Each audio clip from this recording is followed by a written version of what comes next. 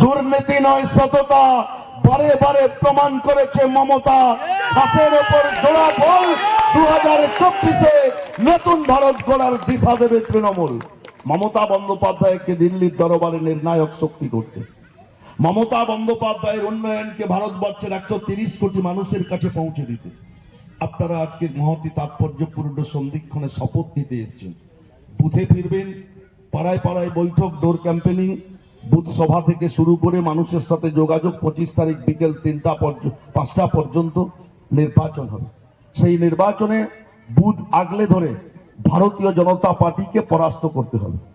আজকে কোন রাজনৈতিক প্রেক্ষাপটে দাঁড়িয়ে ভারতবর্ষ বন্দ্যোপাধ্যায়ের ছবিকে সামনে রেখে বাপ বেটা যে মন্ত্রিত্ব সাংসদ নিয়েছিলেন, সেটা কি আপনারা মমতা বন্দ্যোপাধ্যায়কে ফেরত দিতে পারবেন?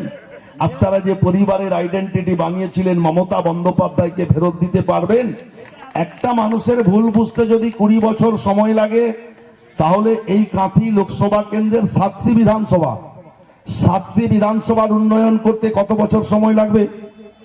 200 বছর। 7টি বিধানসভার উন্নয়ন করতে 200 বছর সময় লাগবে। আমাদের 4টা জেনারেশন চলে যাবে। আমাদের হাতে এত সময় নেই। দয়া করে আপনি ভোট ময়দানে এসে মানুষকে বিভ্রান্ত না করে, মানুষকে ধোকা না দিয়ে, মানুষকে প্রতারিত না করে বাড়িতে বসে থাকা